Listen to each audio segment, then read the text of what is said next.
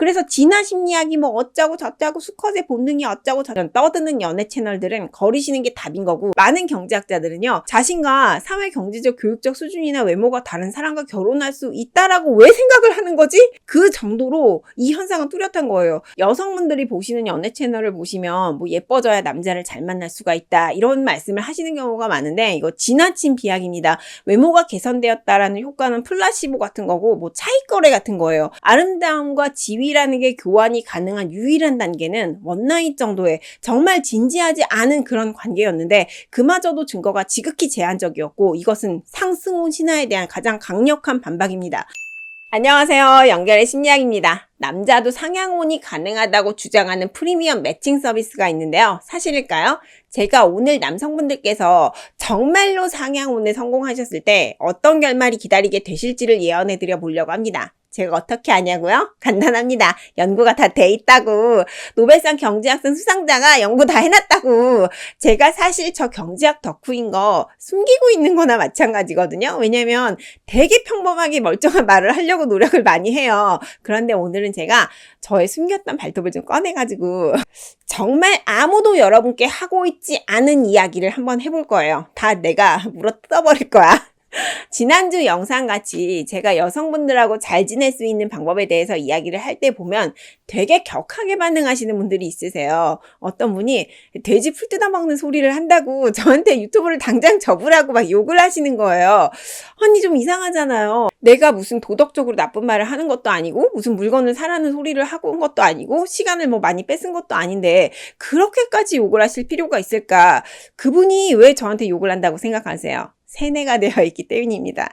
그래서 본인의 믿음에 반하는 이야기를 들으면 그냥 기분이 나빠지시는 거예요. 그러면 누가 그분을 세뇌했으며 여러분의 머릿속에도 그분과 비슷한 생각이 들어있다고 한다면 어떠실까요? 오늘 제가 말씀드리는 이 모든 것을 다 알게 되신다면 알에서 깨고 나오시게 되는 거고요. 생각이 너무 많아지실 수가 있겠습니다. 하지만 우리가 아무리 알고 기어봤자 진리를 거스를 수는 없거든요. 시작해볼게요. 요즘 같은 인간관계의 상품화는 이성과 잘 엮이는 방법이 있다라고 주장하면서 정형화된 본인의 방법은 좀 다르다라는 해결책을 말씀하시는 연애 전문가들의 산업을 만들어냈는데요. 그런데 이런 현상은 뭐 좋게 봐줘도 퍼포먼스 아트 내지는 유사과학의 수준에서 벗어날 수는 없습니다. 도표, 그래프, 칠판에 뭐 관계도 같은 것들을 막 적으시거나 몇백 년 전 마키아벨리까지 소환하시면서 여자 사귀는 데 대해서 무슨 수학 퍼즐 푸는 것처럼 표현합니다. 그분들이 이성을 만나는 데 대해서 이렇게 과학적인 부분이 있는 것처럼 포장을 하셔야 되는 이유는 상향혼이 가능하다. 예쁜 여자를 사귀는 게 가능하다. 너도 할 수 있? 이거를 보여주고 싶기 때문인 거거든요. 남자나 여자나 상향혼이 가능할 수 있다라는 믿음은요. 이 산업들을 돌아가게 하는 원동력이에요. 사람들이 그걸 믿을 때 그 다음 이야기가 먹힐 수가 있기 때문에 이 단순한 이론에 살을 붙여가시면서 이게 마치 여기도 적용되고 저기도 적용될 수 있는 것처럼 세뇌 수준으로 떠드셔야 되는데, 그래서 결론은 우리 회사에 찾아오라는 거죠. 이게 가능하다는 주장의 주요 논리는 여성이 생물학적으로 본인보다 나은 나이가 많은 부유한 배우자를 선택해서 물질적 안정을 얻으려고 하는 속성이 있으니까, 또 남성은 생식적 합리성의 징표로서 여성의 젊음을 추구하고 있기 때문에 그걸 이용해서 상향혼이라는 레버리지를 일으킬 수 있다라는 거거든요. 혹은 예쁜 여자를 만나게 해줄 수 있다라는 말씀을 하시는 거죠. 이 가정을 무슨 경제학의 공리처럼 말씀하고 계시지만 하지만 그건 그 정도의 엄밀성이 전혀 없습니다. 이런 생각은 남성 커뮤니티 전반에 만연해 있기는 한데, 이건 현실 속 관계에서 반드시 관찰되는 어떤 특징이라기보다는 그냥 소비 문화 속에서 미디어에서 만들어진 신화에 불과하기도 하고, 저는 상향혼이라는 신비기류가 우리 성별과 문화가 안고 있는 모든 문제의 근본 원인이라고 생각을 하고 있거든요. 오늘은 제가 경제학 덕후로서 경제학 토크를 가지고 경제학 이론을 가지고 여러분들께서 가지고 계신 상향혼에 대한 아무 근거 없는 이미지를 박살내드리는 동시에 새로운 남녀관계에 대한 시각에 대해서 말씀드려보도록 할게요.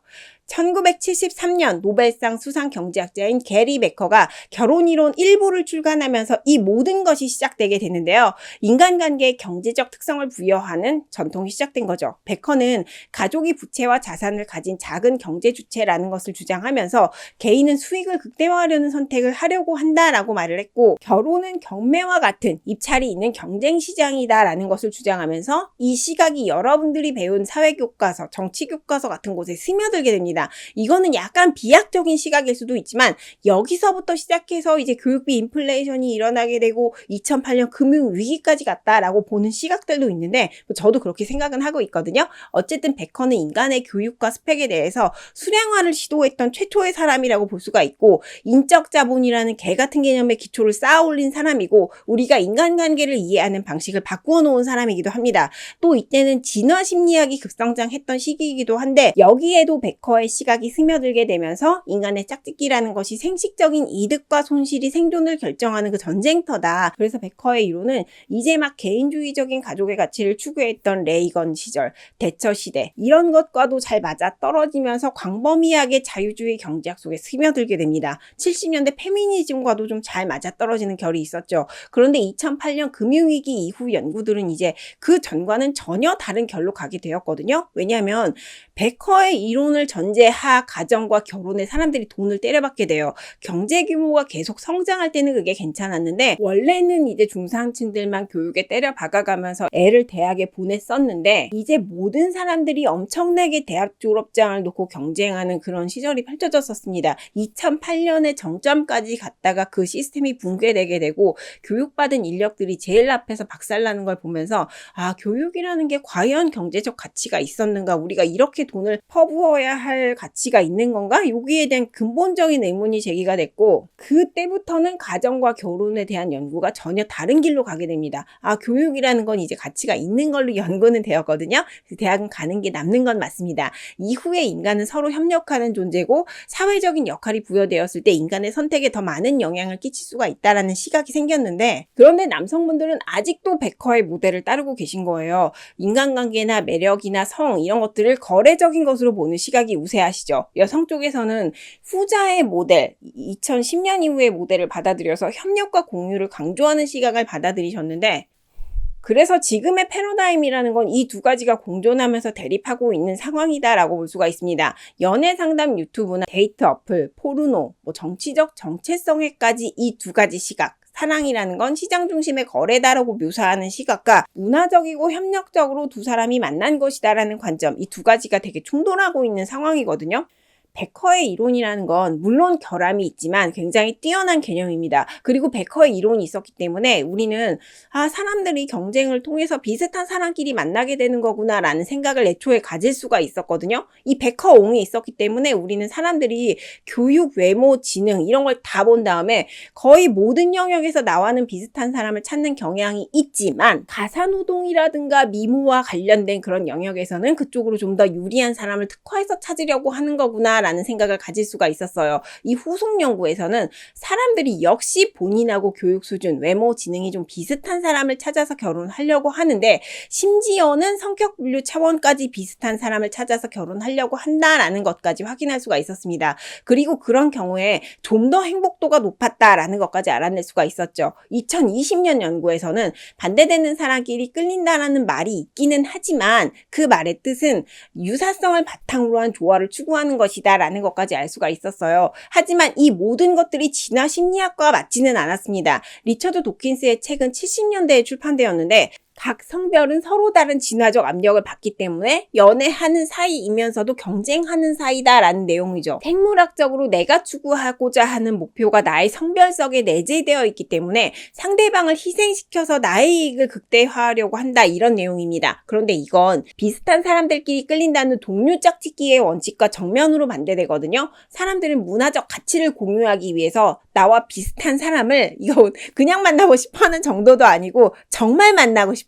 그리고 단순하게 그런 생물학적 이득을 얻는 것보다는 훨씬 더 엄격한 생물학적 본능에 따라서 굉장히 이기적으로 지위 상승까지도 추구하는 치밀한 모습을 보입니다. 그리고 초창기 진화 심리학 연구는 대학생들을 대상으로 한 소규모 연구였다는 점, 매력이나 사회적 지위, 소득 이런 것들은 아예 물어보지도 않았었고 그래서 그 분야 최고로 인정받는 연구들조차 사실은 많은 이의 제기를 받고 있다는 엄청난 허점이 있었는데도 불구하고 어쨌든 이 관점들은 피가 맞지 아티스트 분들이나 남성 우월주의적 시각을 가진 분들의 관계 모델이긴 합니다. 하지만 이건요, 남성과 여성은 차이점보다는 유사성이 훨씬 더 많다라는 점을 완전히 간과하고 있거든요. 그리고 장기적인 파트너를 고려할 때 사람들이 가장 중요하게 생각하는 외모의 변동성, 돈의 변동성 이런 것들을 전혀 고려하지 않고 있습니다.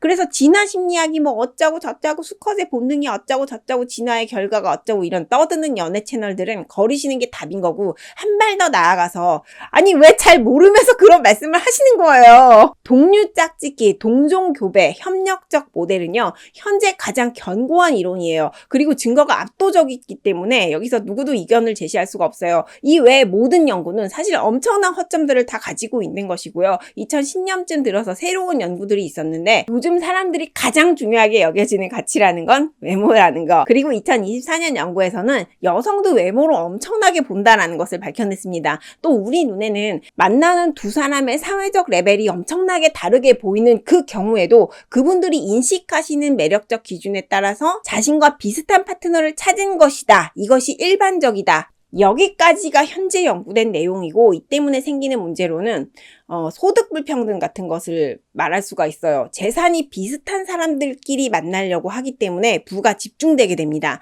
여성이 자신보다 낮은 사람과 결혼하는 건 선택의 문제가 아니라 실제로 굉장히 어렵거든요. 본인보다 못한 남자와 결혼하는 경우에 결혼 생활이 실패하게 된다라는 연구 결과가 일관적으로 많아요. 하지만 지금은 남녀의 교육 수준이 비슷해졌기 때문에 이것 때문에 큰 문제가 있지는 않고, 대학 교육을 받은 여성의 결혼은 78%가 20년 이상의 결혼 생활을 유지하지만 대학 학위가 없는 아내와의 결혼은 40%만이 20년 이상의 결혼 생활이 지속되는 걸로 나타납니다.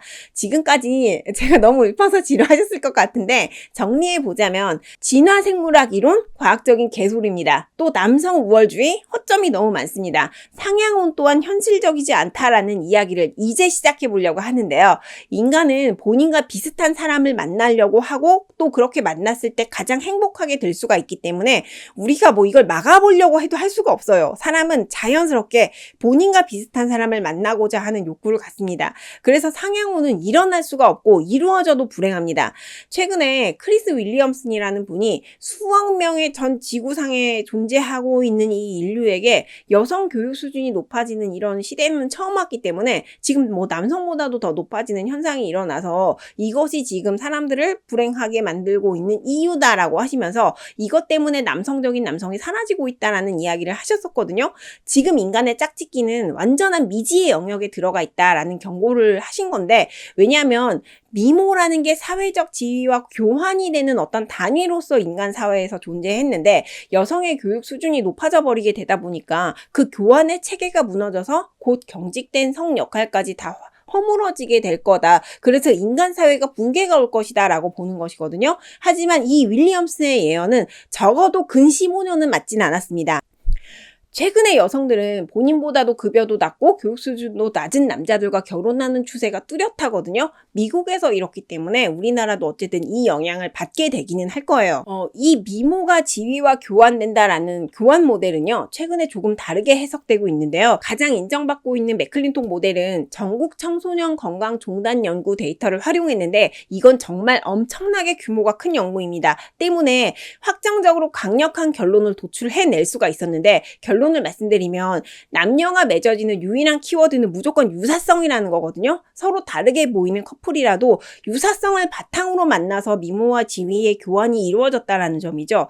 제가 어떤 저보다 훨씬 못한 남자를 만난다고 하더라도 그건 다른 사람이 볼 때 그렇게 보일 뿐이지, 제가 실제로 느낄 때는 그 남자는 나와 비슷한 급이라고 느끼기 때문에 초에 그 만남이 이루어질 수가 있다라는 것이죠. 이거는 단순한 설문조사와는 차원이 다른 연구였고요. 다시 한번 상향혼은 없다라는 점을 확인시켜줬죠.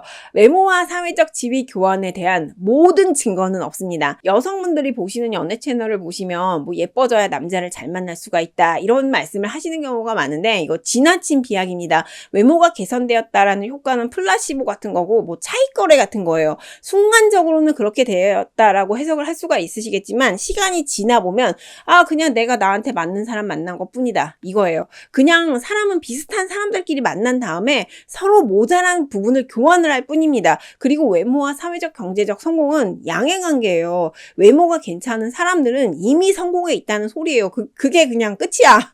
이건 의문을 품으시면 안 됩니다. 절대적으로 예쁜 외모가 아니라 희소성이 있거나 특이한 범주에 들어가는 외모들은 성공과 양해관계에 있다라고 생각하시면 됩니다. 제가 특이하게 못생긴 건 특이하게 잘생긴 얼굴과 효과가 완전 똑같다라는 얘기를 자주 드리죠. 많은 경제학자들은요, 아니 왜 이렇게 많은 사람이 상향혼을 믿는 거지? 이렇게 생각합니다. 자신과 사회 경제적 교육적 수준이나 외모가 다른 사람과 결혼할 수 있다라고 왜 생각을 하는 거지? 이거를 이해를 못해요. 그 정도로 이 현상은 뚜렷한 거예요. 특히나 이 많은 연구들은 미모가 있으면 부자와 결혼할 수 있다는 고정적인 성별 고정관념을 완전히 박살내서 찢어버리게 되는데요. 이 많은 데이터에서 그런 패턴은 전혀 없었습니다. 아름다움과 지위라는 게 교환이 가능한 유일한 단계는 원나잇 정도의 정말 진지하지 않은 그런 관계였는데 그마저도 증거가 지극히 제한적이었고 이것은 상승혼 신화에 대한 가장 강력한 반박입니다. 우리가 이 연구를 통해서 느껴야 될 점은 연애를 선택하시는 방법을 이제는 바꾸셔야 된다는 것입니다. 사람을 만나는데 거래적 요소가 있다는 생각을 아직도 가지고 계시다면 잘 되지도 않으셨었겠지만 정말 굉장히 낡은 생각입니다. 여자의 생물학적인 본능이 나보다 잘난 남자를 선택하는 거라면 전 세계 많은 여성들이 점점 더 본인보다 못한 남자와 결혼하고 있는 현상에 대해서 어떻게 설명하실래요? 하지만 정말 상향혼을 하고 싶고 나를 좋아하는 사람을 만나고 싶으세요? 그렇다면 적어도 인간관계를 본질적으로 갈등 속에서 빚어내는 것으로 생각하는 사람에게 본인의 연애 문제를 상담하지 마세요. 사랑이라는 건요, 싸워서 쟁취하는 것도 아니고 나보다 잘난 사람을 속이고 막 계략을 짜서 이루어지는 그런 것도 아니고 더욱이 뭐 결핍을 채워줘서 되는 거, 그런 건 절대로 아닙니다. 사랑은요, 그냥 나와 가장 비슷한 사람을 찾았을 때, 만났을 때 가장 쉽습니다. 그리고 또 저절로 되는 거예요. 또 그렇게 해야지 행복하게 할 수가 있다라는 것이 이 사랑의 진리인 거예요. 연구 결과는 이미 나와 있습니다. 저와 함께 새로운 방식으로 자신의 연애를 한번 시작해 보시죠.